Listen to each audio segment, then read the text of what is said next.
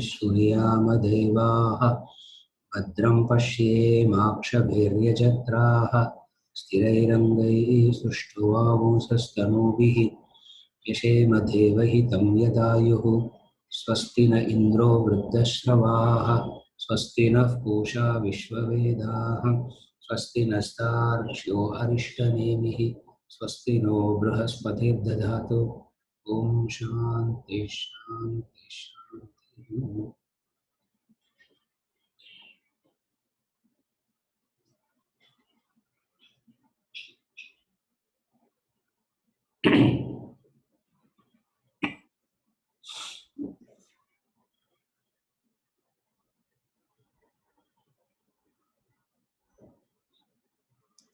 The part 2 of Kaivalya mantra, the part 2 has only 2 mantras, which is more like the concluding advice by the teacher.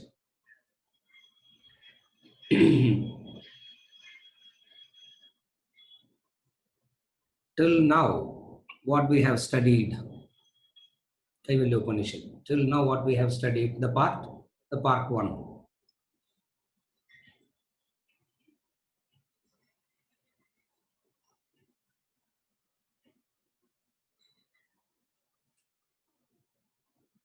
These few things should have become one's conviction. Then we have studied the Upanishads. That's what the theme of the Upanishad is. If we have developed this conviction, it means we have studied the Upanishads. No more doubts about these things. What is it? Number 1. I am of the nature of eternal, all-pervading consciousness. A few convictions should have come by now. First one is the 5, you can call it, I'm just giving some words, and 5 numbers I'm going to say. And I am keeping it at 5. The 5 convictions of Upanishadic study, the 5 features of consciousness. The 5 features of consciousness I'll come to later. The first is the Upanishadic study should have given a conviction. What is the conviction? I am of the nature of eternal and all-pervading consciousness. I am the only source of permanent peace, security, and happiness. 3. By my mere presence, I give life to the material body, and through the material body, the material universe is experienced. 4. I am not affected by anything that happens in the material body or in the material world. Number 4. Number 5. By forgetting the above 4. By forgetting the above 4, I convert life into a struggle. And by remembering the above 4, life becomes a sport, a leela, a entertainment. These are the 5 convictions Upanishads is trying to teach. If this is what Upanishad is teaching, now we would have said in the beginning itself, we never asked for this Upanishad class itself, sir. We thought we will gain some more knowledge. This is something more. Are you able to follow? The first thing is, again I repeat the 5. First, I am of the nature of eternal, all-pervading consciousness. By now, this conviction should have come. If it doesn't come, no problem. We will do enough manana again and again and again till we develop this. Till we develop this conviction, we will do enough manana. We will do enough reflection. But in the context of Kaivalya Upanishad, since we are concluding Kaivalya Upanishad, we want to summarize the entire knowledge as to what Kaivalya says. These 5 is what we saw from mantra 15 to mantra. In fact, it started from mantra 14 itself. From mantra 14 to mantra 20, what is the last mantra? Up to mantra 23. 9 mantras. Kaivalya Upanishad spoke of this. I am of the nature. I am of the nature. I am of the nature. What is that? I am of the nature of eternal, all-pervading consciousness. When you accept the fact that you are eternal and all-pervading, limitations stop bothering you, limitations stop affecting you. Limitations affect you, limitations bother you because you have not even intellectually convincingly understood that you are of the I am. You should not call it as you should call it as I.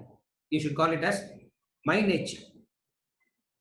The guru says your nature, your nature, your nature. But how you should do nididhyasana, how you should do manana nididhyasana, you should do it as, when the guru says your nature, you should do it as my nature. So I am of the nature of eternal, all-pervading consciousness. Number 1. Number 2, I am the only source of permanent peace, security, happiness. This peace, security, and happiness is what is called as dharma, artha, kama. This peace, security, happiness is what is called as dharma, artha, kama. So a person fulfilled with dharma, artha, kama will naturally seek only liberation. Since we are not fulfilled with dharma, artha, kama, we are not able to seek liberation. Are you able to follow? We are not able to seek liberation. Seeking liberation is not freedom from all this. A person seeks liberation because he has found fulfillment and contentment and understood the limitations of the world, and he is asking, is there anything beyond it? That is liberation. So, I am the only source of permanent peace, security, happiness. You go on a holiday for happiness, not for security. I go to Caribbean islands, holiday, for what? To feel secure. One set of activity you do for happiness. Another set of activity you do for security. Another set of activities you do for peace.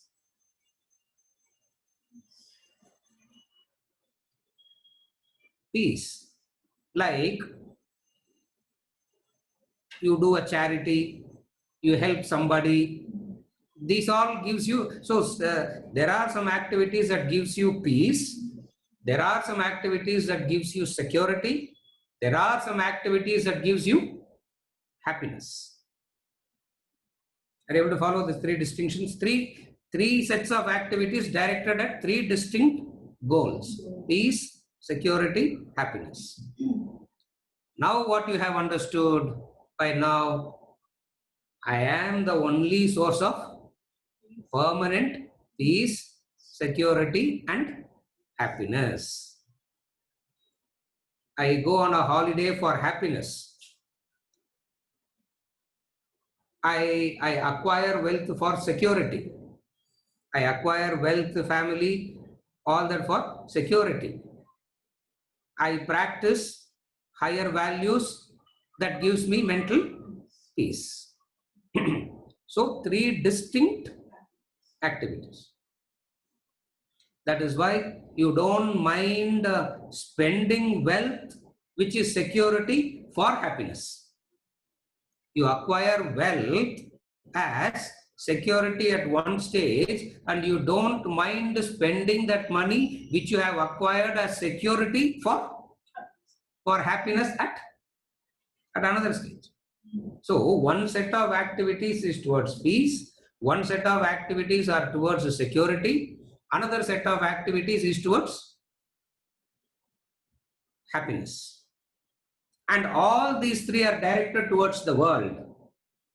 All these three are directed towards the world, and all these three are misunderstood that it is going to come from the world. Vedanta says, don't say world doesn't offer peace, security, and happiness. There is no that the negative language will not be spoken now. I am of the nature of eternal, all-pervading consciousness. I am the only source of permanent peace, security, and happiness.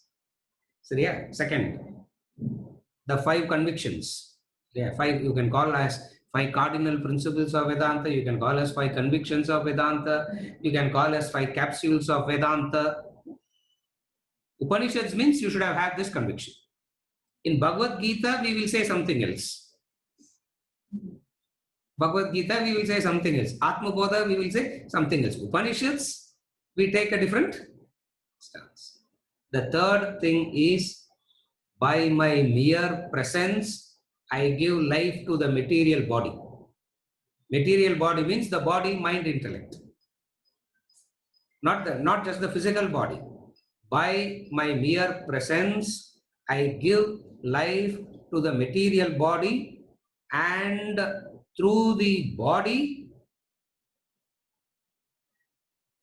the material universe is experienced. Material body experiences the material universe. What do I do? By my mere presence, I give life.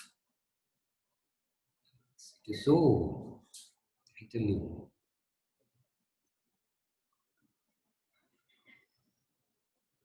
so musical even to talk, because as I am talking, I am also hearing what I am speaking.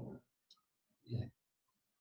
It's you are not the only one who's listening. As I am talking, I am also listening to what I am talking, and it is so nice to, it's so musical, so inspiring to know, to hear. By my mere presence, I give life to the instruments, and because I give life to the instruments experience the material universe. Fourth one, I am not affected by anything that takes place in the material world and in the material body. Whatever happens to the body, mind, intellect, I remain unaffected, and whatever happens to the material world, I remain unaffected.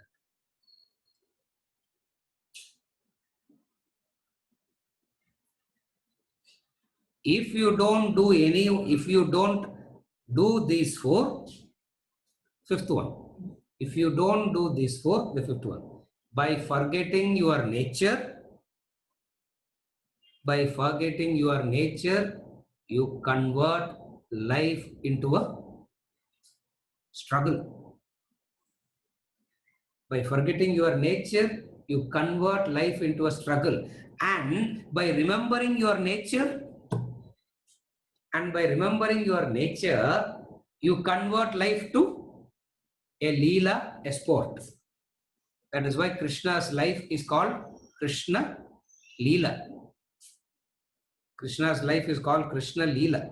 Why it is called Leela? Because life, he sports with life as it were.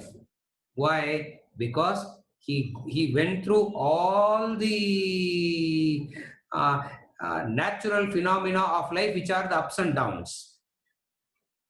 The natural phenomena of life is those ups and downs. He went through all those natural phenomena of life, the ups and downs, and it became a sport.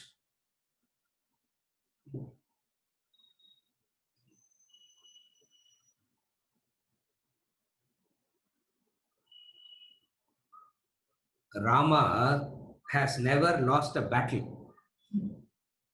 Rama has never lost a single battle. It's a story. Yeah, it's a story. Krishna had lost battle 18 times and he ran away from the battlefield 18 times. That's why in one part of North India, I don't know whether do we have to call it as North India or we have to call it as western part of India. I don't know, what would you call that? Western part of India, is it? Gujarat, sir. Gujarat. What would you call the western part of India? Well, Yeah, we'll take western part. In the western India, Gujarat, Krishna is called Ranchor Rai. Yes. The fellow who ran away from the battlefield, middle of the battlefield, he ran away. He stands there and fights the battle. If circumstances need, he leaves and he runs away. Life becomes a sport to him. Why? Because he never forgotten his real nature. Remembering the real nature, he lived life. And life, the natural phenomena of life is ups and downs. You can never have a life where you never contacted any disease, no? It means it's a plastic life. It's not a real life. If you are leading a real life, you will definitely get some sickness, some illness, some loss, some death, some loss. So life makes you to experience this in a very loose way. We may call it as ups and downs. In the Upanishadic language, we will not call it as ups and downs. In the Upanishadic level, we call it as this is the natural phenomena of life. A person who has this knowledge goes through the natural phenomena of life unaffected. He goes through the natural phenomena of life. He will never try to avoid one. He will never try to escape from one. He will never try to, he will never be affected by that. He goes through that. Therefore, we say life becomes a sport. And when life becomes a sport, it is so beautiful. How do you understand life is a sport? That's why I always keep saying this. Sincere, not serious. That's what life is a sport. Life is a sport means whatsoever you do, you are sincere. And you are not at all serious about everything that you do. Sincere, not serious. If you have lived with the master, you would know this.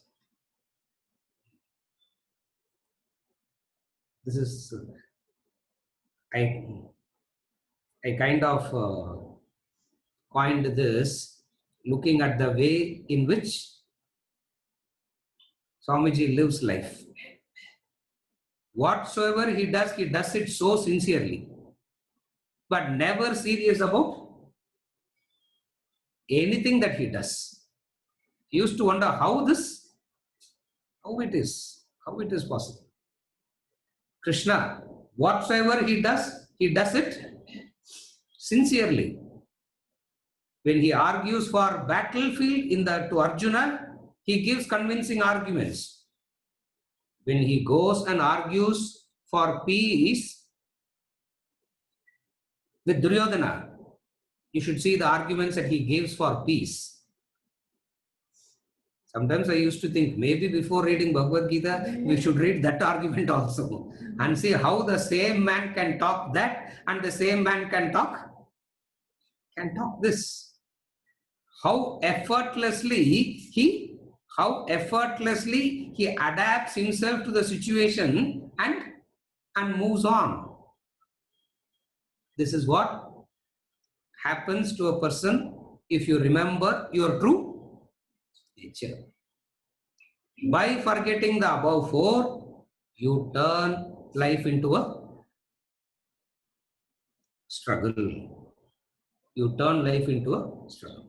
Therefore, what is the corollary we derive from this?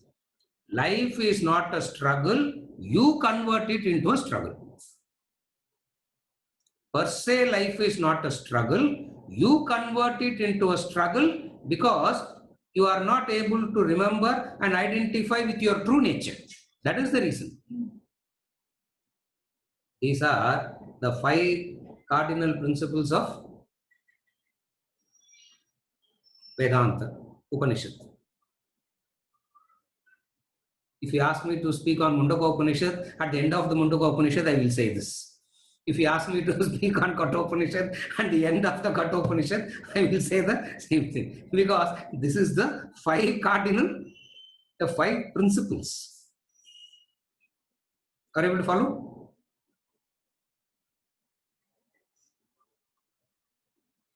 Extraordinarily beautiful is the nature of the five nature.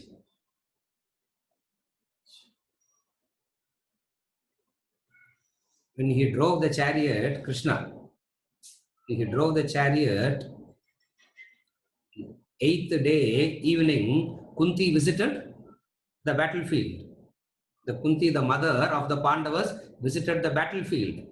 And she asked, where is Krishna? Everybody was there, but Krishna isn't there. She asked, where is Krishna? Arjuna so casually mentions, he has taken the horses to the river. After the evening battle is over, Krishna takes the horses to the river, makes them drink the water, gives them a good scrub, a massage, cleans the chariot. And imagine Krishna doing all this. And Kunti is waiting to see Krishna. By the time he finishes all this and comes.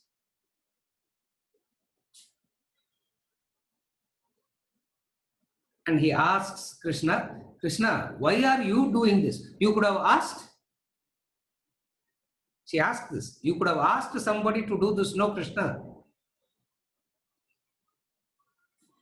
What lecture he can give to Kunti? Where he cannot escape, where he cannot give the truth, where the other person is not capable of receiving the truth, Krishna just smiles. He just smiled. He didn't give any answer. He just smiled. Why? Because this lady is saying something, what to talk. And then she goes to give him a hug. When he goes to give him a hug, Krishna said, she said, what happened? He removed his upper cloth and showed both the shoulder blades. Both his shoulder blades. And both the shoulder blades are badly wounded. Both the shoulder blades are badly wounded. And Kunti started crying, looking at the wound. She said, Krishna, who did this to you? Who did this to you? Krishna smiles and says, your son only did this, ask him. Arjuna only did this, ask him why he did it. Krishna is the charioteer, right? Arjuna is the warrior. So in the battlefield, if Arjuna wants the chariot to go to the right, he will press the right shoulder with his leg. If he presses the right shoulder, that is the indicator, right indicator.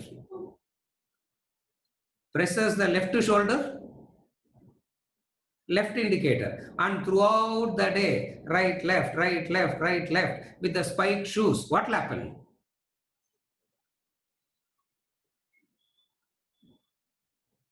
A great man who spoke this beautiful philosophy, next moment, he is able to be a charioteer. And when he is being a charioteer, he is so complete a charioteer. When he is a philosopher, he is so complete a philosopher. Why? Because he remembers his true because he remembers the true nature. The moment you remember your true nature, life is not a struggle, life becomes a leela, a sport.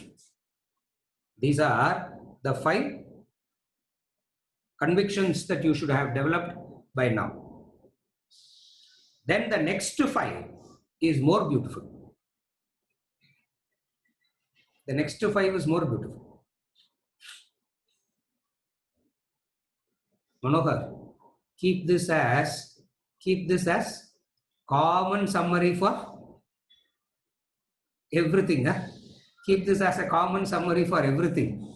Anybody asks anything, yeah, yeah.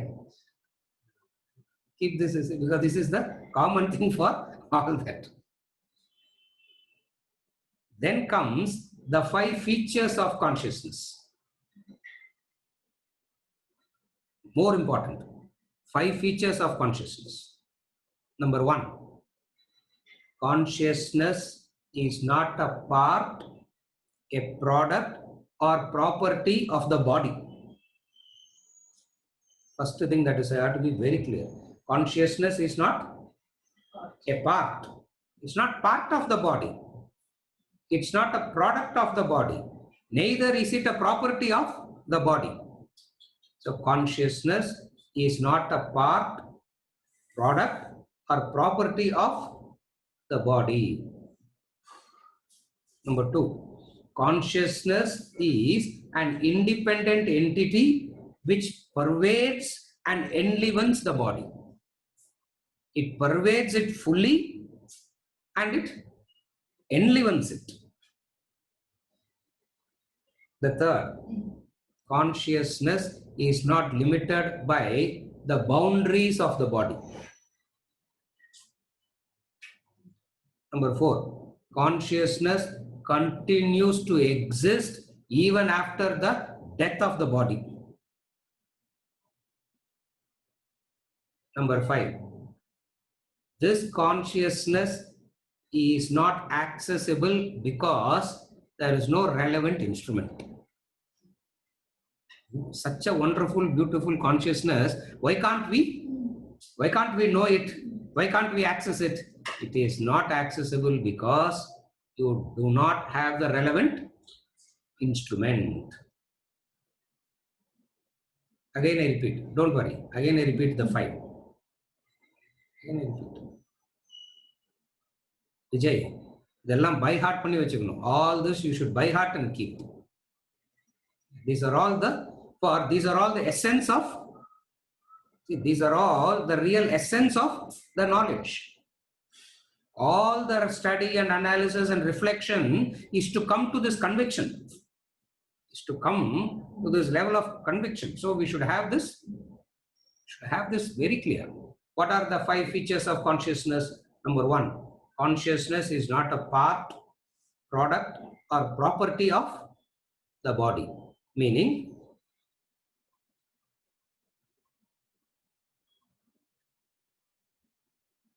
consciousness is not part of the body. Are you able to follow? Neither is it a product of the body. Neither is it a guna, property of the body.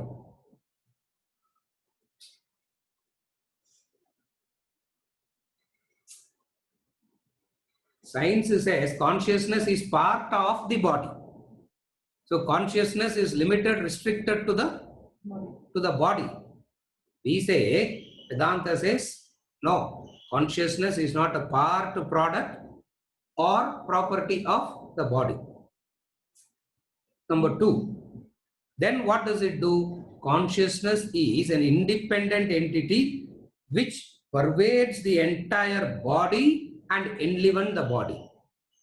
Here body means all the 3 bodies. Whenever we use the word body here, we need not repeat it as gross, subtle, and causal. Whenever we say the body in the Upanishadic language, it means all the 3. We need not say it. It is implied. It is understood. The third, consciousness is not limited by the boundaries of the body.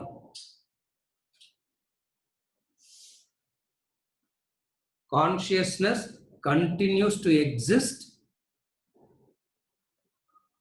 even after the death of the body. Just as it was existing before the birth of the body, it continues to exist after the death of the body. 5. This consciousness is not accessible. This consciousness is not accessible because of the absence of the relevant instrument. For an instrument, for you to know something, that something must have, for you to know something, that something must have a name, a form, a guna, nama, rupa, guna, karma. We have seen this before. For you to know something, it should have a name, it should have a form, it should have an independent property, guna, and action.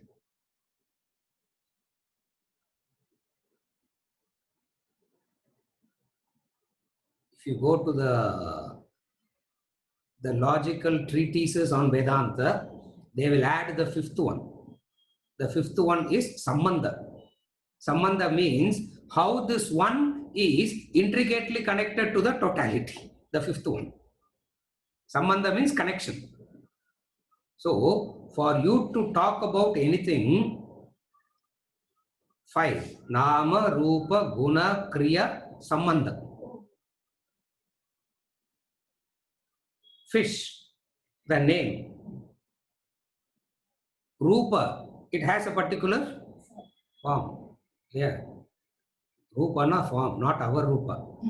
Yeah. Rupana form. That's all. A form. In a form. So it has a name, it has a form, it has a specific set of properties, gunas, and it does specific set of actions, and it has a sambandha with the, and it has a sambandha means it has a relationship to the totality. Yeah, what is the relationship to the totality? It takes something as food and it becomes the food for something else. It takes something from the nature, it gives something back to the nature. This is the sambandha. Human beings takes oxygen and gives carbon dioxide. The trees give oxygen and takes in carbon dioxide. So there is the sambandha, there is the relationship between. Yes. So for you to know anything, you should have nama, rupa, guna, kriya, sambandha. And Brahman doesn't have, consciousness doesn't have nama, rupa, guna, karma, sambandha. Anything that doesn't have any of these 5 cannot be understood. And Brahman doesn't have any of this. That is the 5th point. The consciousness, this consciousness is not accessible. This consciousness is not accessible because of the absence of the relevant instrument. Second, then what does one do? Yeah. Then what does one do?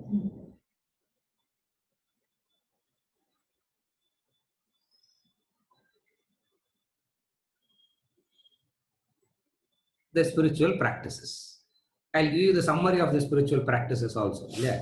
In the summary, we will give this also. And then in the next class, I will give something else. And what I said in the previous class, I will forget. And something else I will say in the next class. Okay. We saw the 5 features of consciousness. We saw the 5 convictions of Vedanta, and the whole attempt is to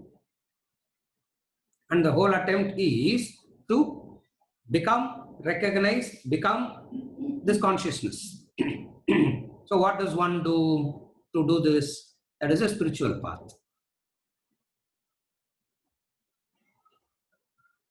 first stage is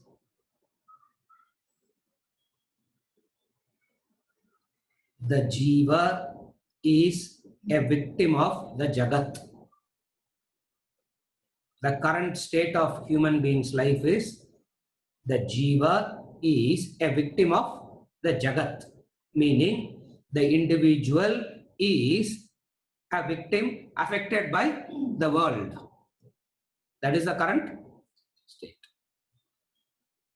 From this current stage of jiva being affected by jagat, the third factor, Ishvara, God is brought in.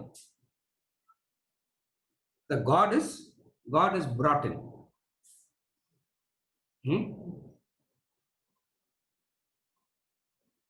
So, from jiva and jagat, the third factor. What is the third factor that is brought in? Ishvara, God. And this God is a subject matter of Vedanta, and which is the subject matter of Shraddha. Shraddha means trust pending confirmation. Again, Shraddha. What is Shraddha? Shraddha means trust pending confirmation. Is that you trust. That is Shraddha. So what happens? The victim, the victimizer, and then the savior. The victim, the victimizer. Who is the victim? Individual is the victim. Who is the victimizer? Torturer. Who is the one who is torturing the torturer? The jagat. The jagat. And the jiva asks, is there no way out of this? The jiva asks, is there no way out of this? Forget about your 5 convictions of Vedanta. Forget about your 5 features of consciousness. Forget about all that. All that is very nice to hear and all, but it doesn't help me in any way, for I am here now. So first the view. What is it? The victim, the victimizer, and then comes the savior. Savior, not in the sense of God going to save you. We use the word Ishvara in the sense of, we don't use the word Ishvara in the sense of savior God. We use Ishvara in the sense of the enlivener.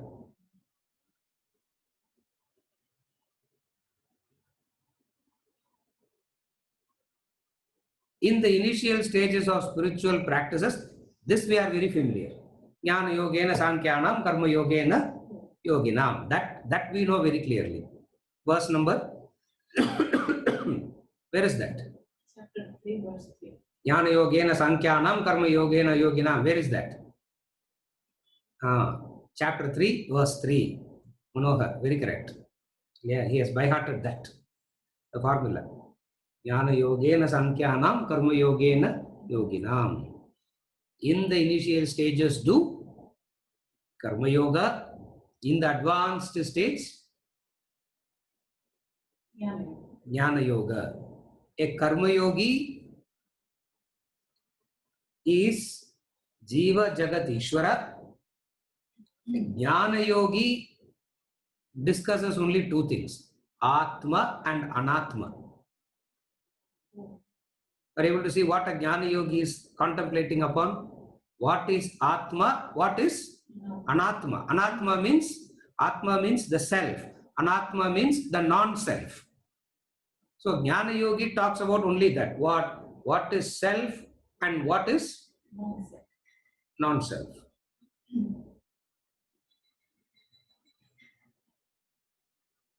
A karma yogi matures into a jnana yogi. And that jnana yogi realizes the true nature. In fact, Upanishad says, realizes the true nature is wrong, remembers your true nature. So according to Vedanta, according to all the enlightened masters, liberation is not an attainment, achievement. Liberation is remembrance. Liberation is not an attainment. Liberation is not an achievement. Liberation is a liberation is a remembrance. Remembrance of your true nature. To remember the true nature,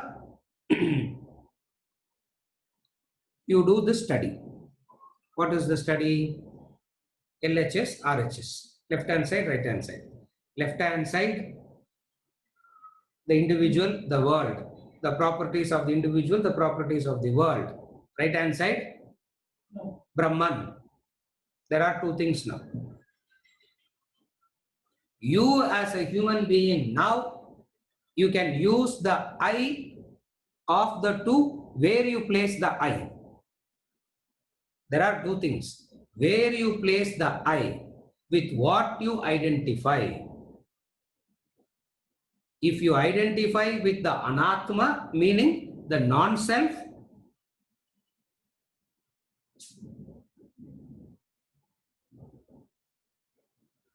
if you identify with the anatma, the non-self, what are the consequences? What is the nature of the world? Nature of the world is fluctuations. Opposites. Fluctuating into opposites. Fluctuations is fluctuating between opposites. So what is the nature of the world? Fluctuations between opposites. If you identify with the world, you should accept the nature of the world and be unaffected, which is not possible. It is not possible because you see it as you will not be able to accept this nature of the world. Somehow you will want to keep the one and avoid the other. All the human efforts is towards what? Keeping the one and eliminating the other. World has opposites. World is made of opposites. What is human efforts directed to? Keep one and eliminate the other. What is keeping the one? Keep the profit and eliminate the loss. Keep the birth and eliminate the death. Keep the health and eliminate the disease. Clear? Vaccine after vaccine, variant after variant, vaccine after vaccine.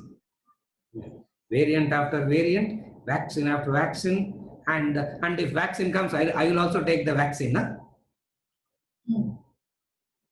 All the human effort is directed towards what?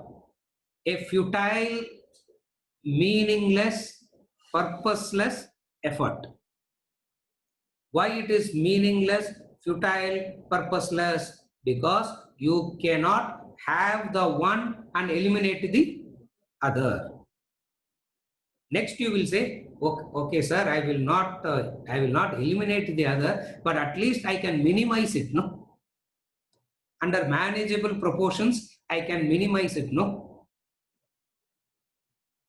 Second, bargaining. Yeah, we start. Once we say nothing can be done, you say no sir, yes, that I agree, but at least I should be able to keep it under manageable proportions. What can be kept under manageable proportions?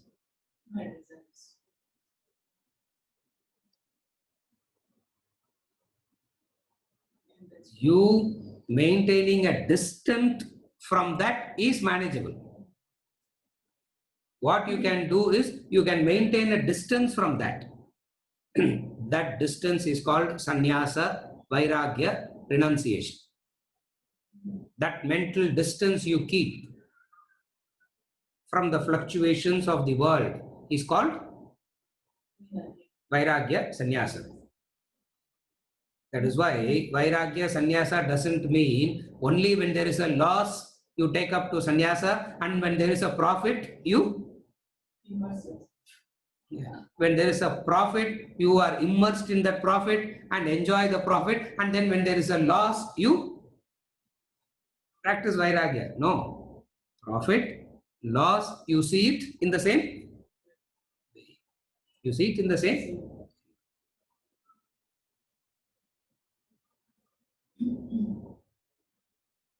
From the victimizer, you turn into a beneficiary. That is karma yoga. From being the victimizer, from the position that you are victimized by the world, you mature yourself to be the beneficiary of the world. That is karma yoga. Are you able to follow the difference?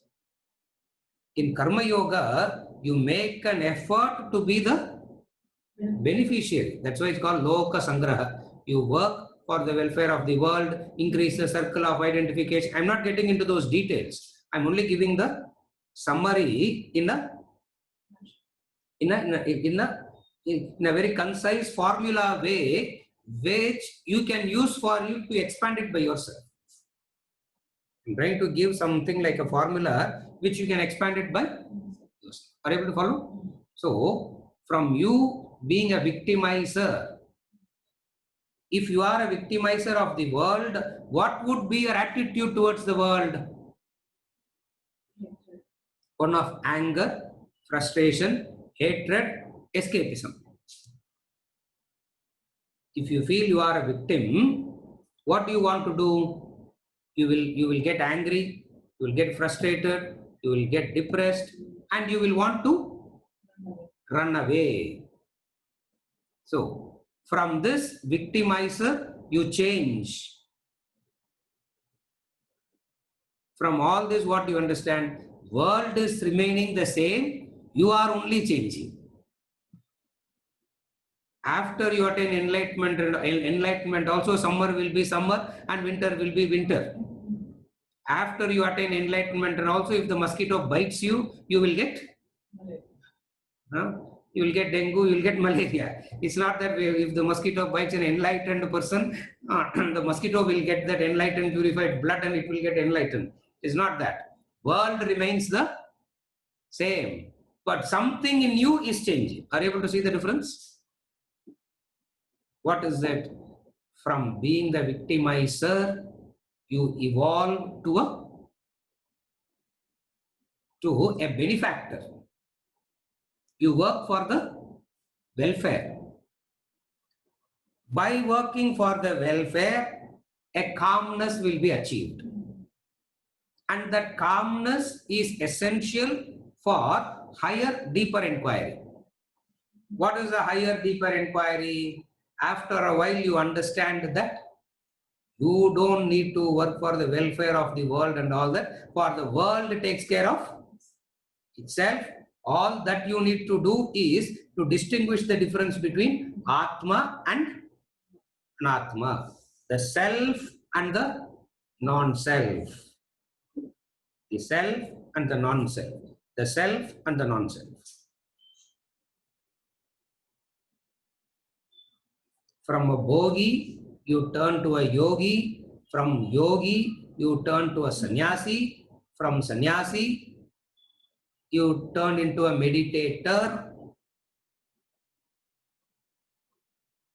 Adu varaikum you are changing, becoming, we will say. From meditator to self-realization, we will not say you achieved self-realization. From meditator to self-realization is only a remembrance. And this twist is something very slightly difficult to. This is the twist. From bhogi to yogi, you are doing something. From yogi to a sannyasi, you are doing something. From sannyasi to a meditator, you are doing something. From meditation to self-realization, all doing stops. Remembrance happens. Remembrance happens.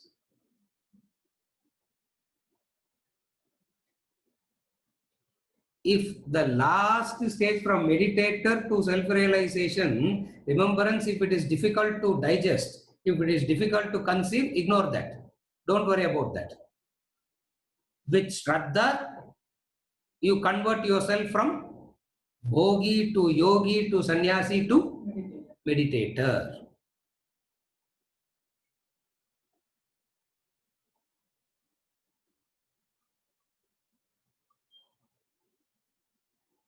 Every subject has an exclusive subject matter.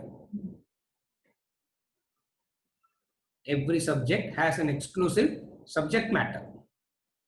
The exclusive subject matter of Vedanta is remembering your true nature. Exclusive subject matter of Vedanta is remembrance of your true nature. Remembrance of this true nature is what so many examples are given. Like the 10th man, Dashamavat, Upanetravat. Upanetravat means wearing the glasses, you search for.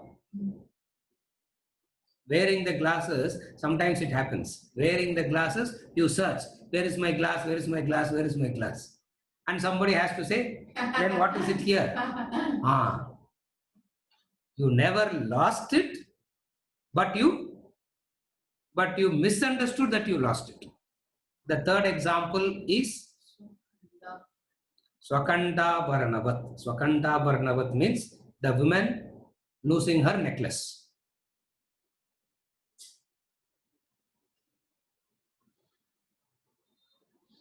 Swamiji gives the example of the prince. Swamiji gives the example of the prince who was begging, and it's not the beggar turned into a prince. The prince temporarily was living a life of the beggar. Able to see the difference? The prince, it's not the beggar, by a stroke of luck became the prince. He was the prince already. You remember that story? I'm not going into the story because I know all of us know this story. That's why I'm not repeating that story. The prince remembers. The prince temporarily was begging, not knowing that he is a prince. And then he realized that he is the prince. Having realized that he is the prince, he came back to begging one day. How he would have begged? That is Leela, sport.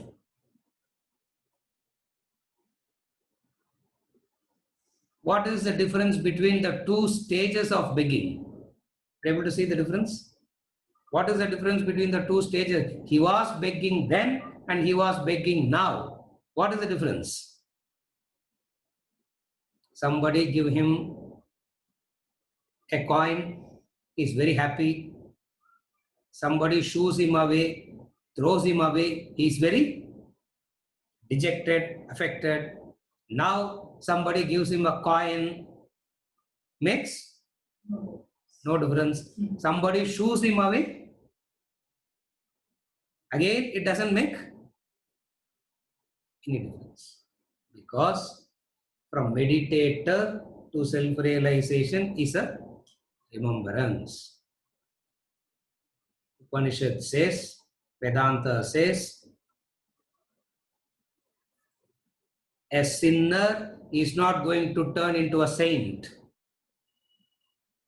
A sinner is not going to get converted into a saint. A saint temporarily forgot his true nature.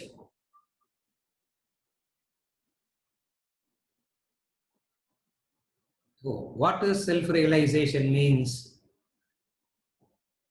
What is self-realization? Karma, bhakti, jnana, yoga, meditation, hard work, tapas, shraddha, sannyasa, vairagya. Abba. Upanishad says, all that you have not understood what realization is. What is self-realization? Moksha.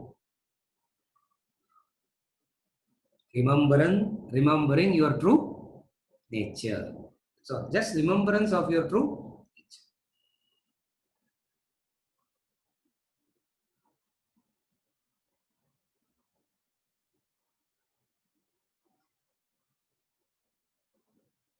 This is the theme of all Upanishads, approaching it from one angle.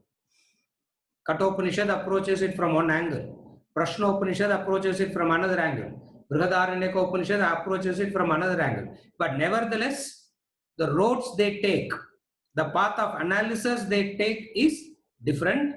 But in and through the analysis, what they talk about is only this. A textbook like Bhagavad Gita elaborates it. A textbook like Bhagavad Gita, what it does, it elaborates the path more.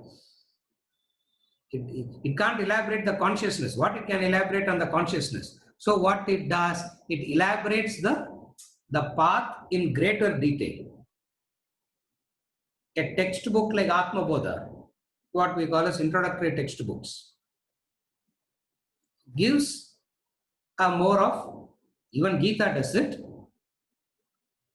The difference between the Upanishads and the Gita and Atma Bodha you would have noticed by now. Kaivalya Upanishad only made statements. They made only statements. There is no tasmat, tasmat, tasmat. In Bhagavad Gita, there is every 10 verses, there is one tasmat. Therefore, every 10-12 verses, there is a tasmat. Therefore, Upanishads didn't have any tasmat at all. There is no tasmat, there is no therefore. Meaning, these are the truths. And it is so simple according to them, not according to us. According to them, it is so simple. Now I am connecting to Kaivalya Upanishad part 2. Yeah, connect I can continue the class next week also. Yeah. What is the connection? You have a great enlightened master speaking on Brahman like this. The student will not want the discussion to end.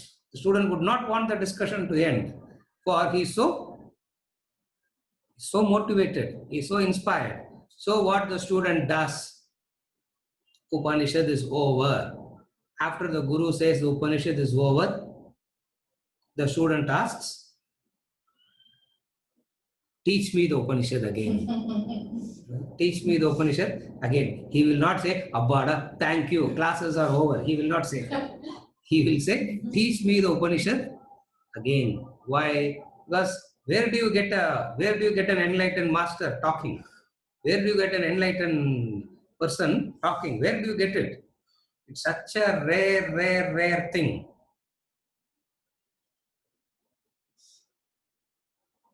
As Ramana Maharishi beautifully says, you will come to an enlightened person and you will not know what to ask him, he said. One of the most beautiful statements of Ramana. And I would have repeated it 1,000,000 times and still I get very inspired. He says, you will come to an enlightened man and you will not know what to ask. Upanishadic student knows what to ask. What does he ask? Teach me the Upanishad again. Teach me the Upanishad again. And what the Guru does, he gives some advice, some parting advice. So Kaivalya Upanishad, part 2, mantra 1 and mantra 2 is the parting advice. The parting Parting advice.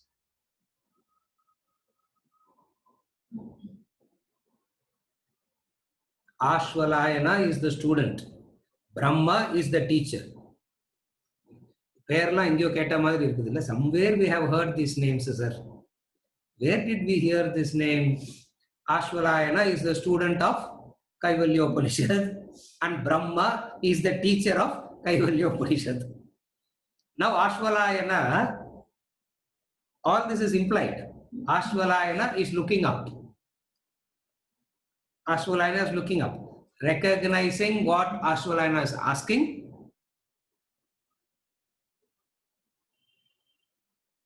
the teacher gives a parting practical advice.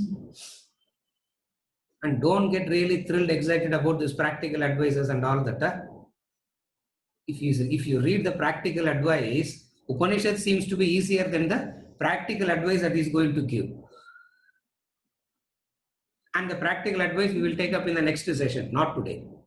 Today, I thought we will just summarize the Kaivalya Upanishad into its basic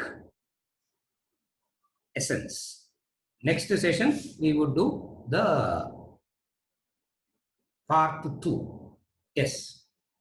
You said consciousness exists even after the death of the bodies. So can I understand that after the death of the causal body, where it remembers itself, when then it exists? The question that she is asking is, how do I understand consciousness exists even after the death of the causal body? How do I understand that? That's the question, correct? In a causal body death, you are realizing Brahman both are everything.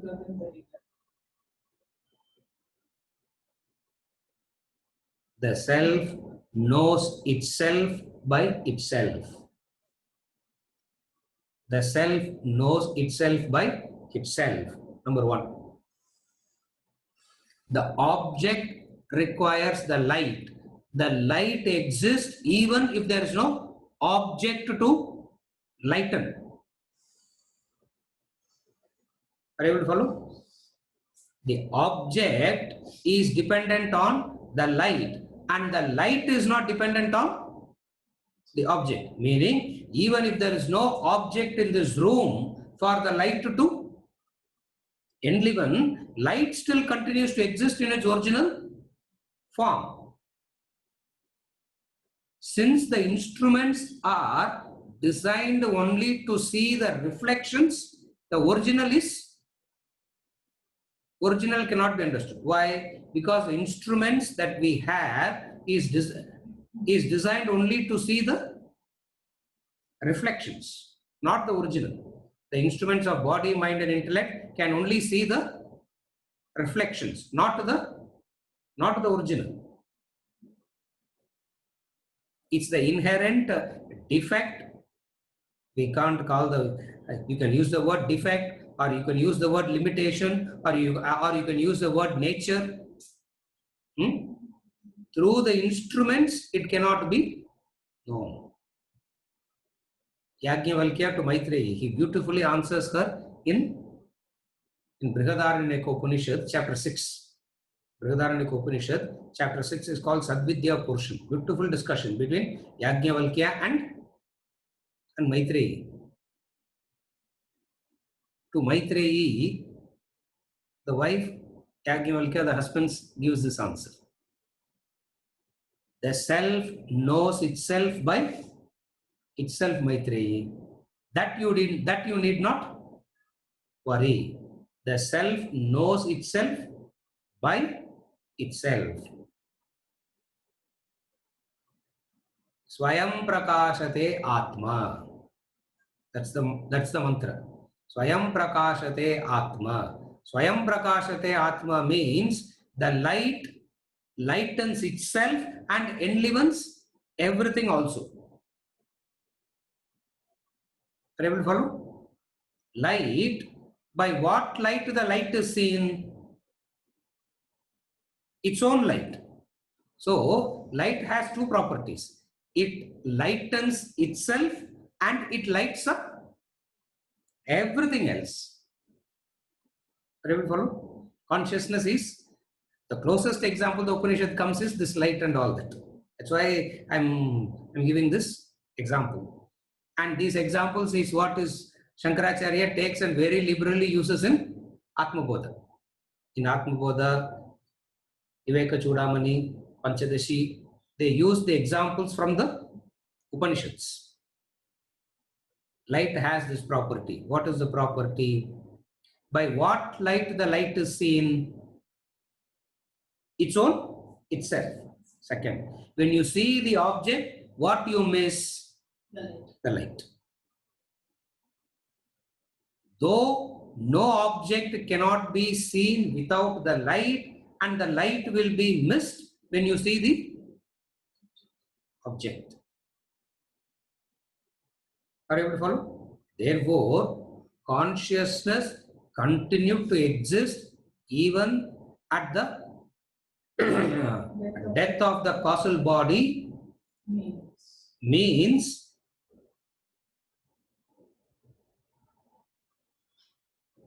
like the light continues to give light irrespective of whether there is a object or not. Not only, are you able to follow? And consciousness knows itself by itself.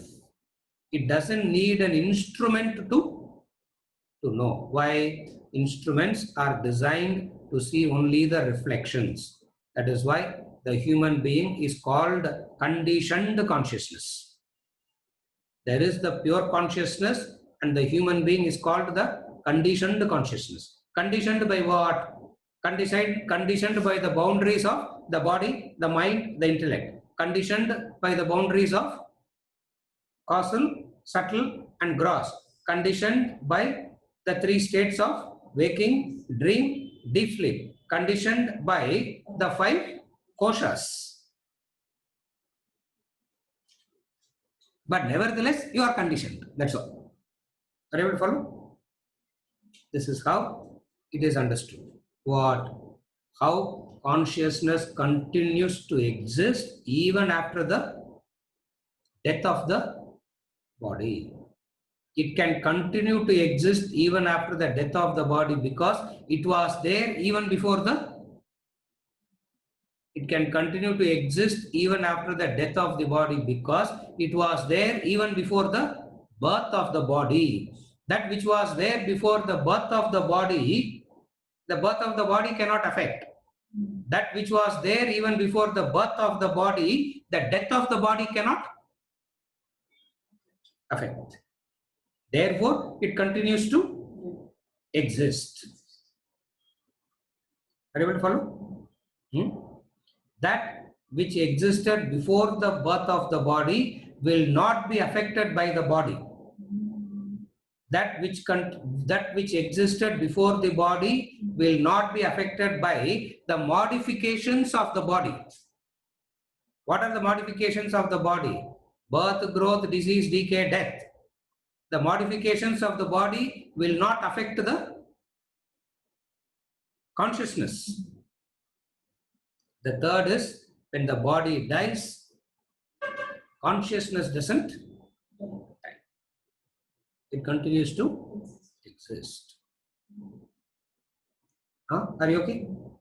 Yeah. With this, we conclude the session for today. Just the Venkatachalam.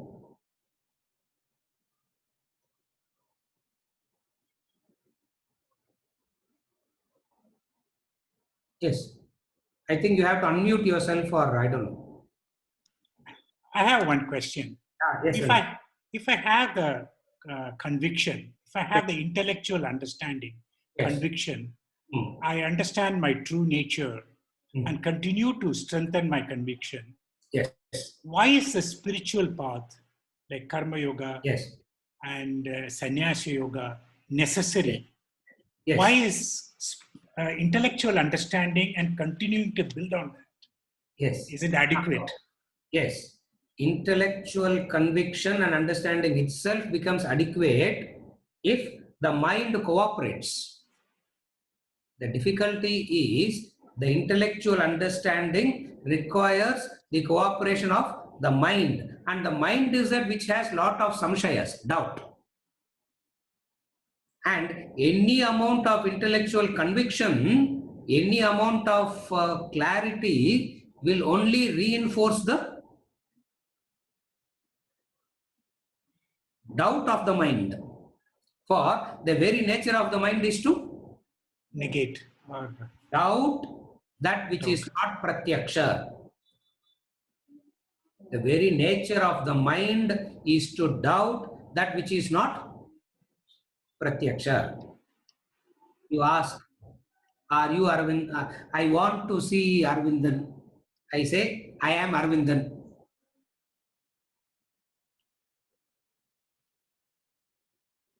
It's direct. But then the mind says, no, no, no, ask for an identity card. Then I have to produce my Aadhaar card. Arvindan, to prove his identity that he is Arvindan, has to provide an Aadhaar card. Does that satisfy? No. No. Biometrics has to be given. Iris has Iris to be scan. given. Iris scan has to be given to prove you are who you are. Who are you? They will follow, and still it doesn't. Still it doesn't give. Still it doesn't satisfy. Why? The nature of the mind is samshaya. Very beautiful in the Bhagavad Gita, he says, samshayatma pranashyati. The samshaya nature of the mind is that which destroys. So spiritual practices are required to Quieten the mind. Or quieten the mind, so that the intellectual clarity becomes stronger. sharper, more penetrative. Otherwise, just intellectual clarity is enough. Just analysis after analysis is enough. And then at some point of time, you develop intellectual clarity. You should have become wise by now. But then you don't. Why? Because the mind comes up with doubts. And for the doubts of the mind, the answer will not satisfy. The answer will only Create more. give an answer, and that answer doesn't remove the doubt. For the doubt still remains the same. Why? Because this is the formula now. The nature of the senses is such that anything that doesn't fit under its purview, it will not accept. Or it will not. It will not accept. It has to be. It has to be proven by. It has to be proven by Physical evidence. evidence. Picture. Yeah, evidence. It has to be proven by evidences. And what are the evidences? Pratyaksha, Anumana, Upamana are the evidences. Direct perception, inference, and comparison. That's how we say you gain knowledge by all this. Evidences. And these only satisfies the mind. Mind. And any amount of these three will not satisfy No mind. the mind. Are you able to follow now? Yes. But Any amount of these three will not satisfy the mind, and then this is where Vedanta brings in a totally different dimension of, bring in a different pramanam, different authority, which is itself. For the mind to get convinced, it needs the authority from the Pratyaksha, Anumana, Upamana. But this Pratyaksha, Anumana, Upamana will not clear the doubt. Mind. The doubt still exists. The doubt still exists. Why? Because fingerprints. I lose my hand, what happens? Iris. I lose my eyesight. I lose my eyes. What happens? So anything that this instrument brings as a proof is so limited. And that very limitation itself keeps the doubt Alive. alive. Therefore, Vedanta says all these three, Pratyaksha, Anumana, Upamana, will clarify about your doubts of the peripheral, material, external world, but it has no access to the realities of life. The higher aspects of life, the realities of life, these three have no access to. And how do we make this mind bring under Control. control? Spiritual sadhanas are a must for this purpose. Is it okay, Venkatachalam? Oh, thank you. It is for this reason. Otherwise, just studying and in fact, there is a group of people even now, they keep saying all the sadhana and all that is not needed. Just study, understand, study, understand, study, understand. That is more than enough. Understanding to bring a transformation, the mind also has to Cooperate. And how to make the mind cooperate? Spiritual practices. Why? Because the mind is saying I am the victim. What is saying I am the victim? The mind is saying I am the victim of the world. I am the victim of circumstances. It is blaming, frustrated, affected. Are you able to follow? This can be changed by Karma Yoga. From being the victimizer, the same mind says, I am not the victimizer, I am the Beneficiary. I am the benefactor. I do things to the welfare of the world. Now what happens? The knowledge becomes slightly more clearer. Clear. When this attitude of the mind changes, knowledge becomes slightly more clearer. Knowledge doesn't change. Knowledge remains the same. The focus is changing. Sharper. Sharper, clear. We had a camera, phone 15 years back. What was that camera? Only pixelized. We will not know who is that photograph, no? After that came a refined camera, a refined. Your face remains the same. Correct. Your face doesn't change. The refinement keeps changing. Are you able to follow now? Yeah. Why these practices are required? Correct. And finally, the sannyasa yoga, Yeah. the fact of isolating oneself from the world of activities, isolating, further helps to Yes. bring the mind under control. Yes, it helps. That is where at some point of time, everybody goes into a seclusion for a while. Seclusion. Everybody goes into a seclusion for a while. For energy comes from that seclusion. Energy comes from that seclusion.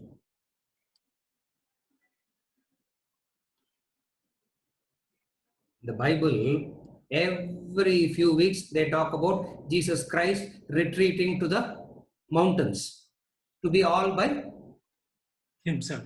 To be all by himself. You need that period of Quietude. You need that period of quietude. It's very essential.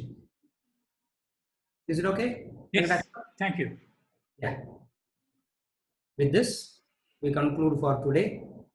Next session, hopefully we will start with part 2. If I don't come up with some other story, like I came up with today. Next session, we'll start with part 2, Mantra 1.